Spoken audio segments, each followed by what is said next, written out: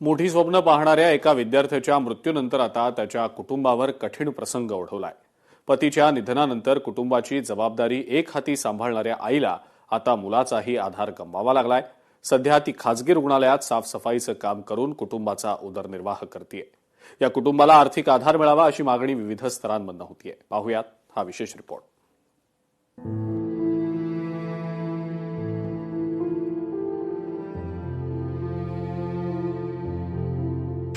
मुलाच्या आत्महत्येनंतर आईचा जगण्याचा संघर्ष, खासदारांच्या घोषणेनंतर मदतीची प्रतीक्षा, सरकारकडून आर्थिक मदत देण्याची मागणी।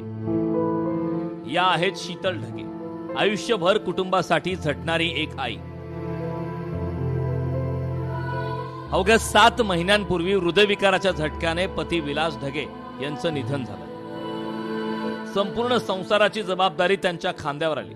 3 मुलांच्या शिक्षणाची आणि घर खर्चाची धुरा त्यांनी उचलली। मोठा मुलगा आशिष आईला हातभार लावतोय, तर दुसरा मुलगा सुमेध आर्थिक अडचणींवर मात करत वैद्यकीय शिक्षण घेतोय।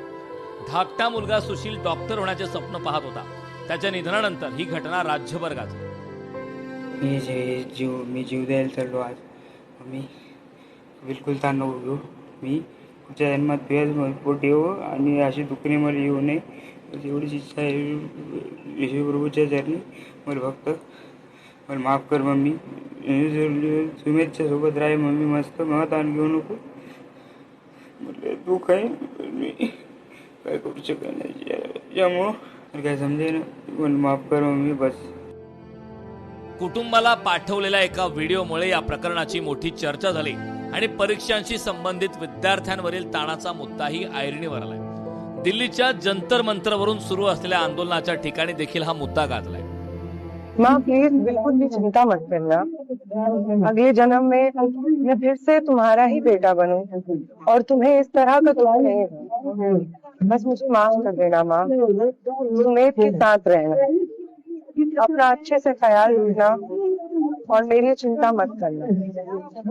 मैं बहुत दर्द में हूँ माँ, मैं कुछ नहीं कर सकता। मुझे अब कुछ समझ नहीं आ रहा है। बस तुम मुझे माफ कर देना माँ। सुशीलच्या मृत्यूनंतर या घटनेची राज्यासह दिल्लीपर्यंत चर्चा झाली। मात्र 7 महिने उलटल्यानंतरही प्रत्यक्ष आर्थिक मदत मिळालेली नसल्याची खंत कुटुंबियांनी व्यक्त केली। सध्या शीतल ढगे एका खासगी रुग्णालयात साफसफाईचं काम करून संसाराचा गाडा ओढतायत। 2 मुलांचे शिक्षण आणि घराचा खर्च भागवताना त्यांच्या समोर अनेक आर्थिक अडचणी उभ्या ठाकल्यात। सत्तेतील कोणीच आले नसल्याने आणि हा घटनाक्रम माहीत झाल्याने काँग्रेसचे जिल्हाध्यक्ष डॉक्टर सतीश पाचपुते यांनी घरी भेट दिली। इकडे बघलं तर मला काही सापडला नाही सर। मी रेल्वे स्टेशन कडे गेले, म्हणलं इकडे बघ दिसल असं। इथं बायाला बाजूला विचारलं सुशील दिसला का, त्या म्हणल्या नाही आम्हाला नाही दिसला म्हणल्या। मग मी रेल्वे स्टेशन कडे जाऊन आले। स्टेशनच्या पाठीमागं इकडं तिकडं बघितलं, ते कुठंच दिसत नव्हता। मग घरी आले, खूप माणसं जमा झाले घरी। बघत सगळ्यांना शोध घेतला, पण ते आम्हाला त्या दिवशी सापडलाच नाही। आणि मग दुसऱ्या दिवशी इथं आमच्या पाठीमागं विहीर आहे रेल्वे कंपाऊंडची, त्याच्यामध्ये सापडला। म्हणजे कोणाला सहन करावं लागला असेल तर आज त्या सुशीलच्या आईला हे सहन करावं लागते, कारण की तिचा मुलगा या ठिकाणी बळी गेला या पेपर फुटीच्या प्रकरणामध्ये। त्यामुळे आमचं सर्वांचं एकच मागणं आहे की हे पेपर फुटीचं प्रकरण हे आपल्या चुकीच्या कारणामुळे झालं। त्याचा बळी गेला तर त्याची नुकसान भरपाई त्याच्या कुटुंबाला कधी मिळणार, ही आमची या ठिकाणी प्रामुख्याने मागणी आहे।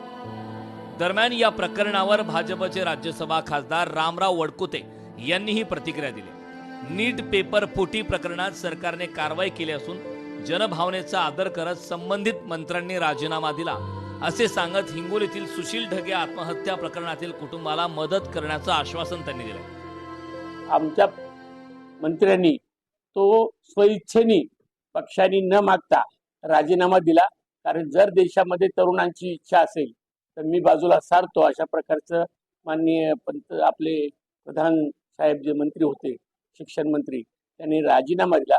नियमाप्रमाणे त्या आंदोलनात ज्यांनी आत्महत्या केली त्यांना पूर्ण सरकार मदत करणार आहे।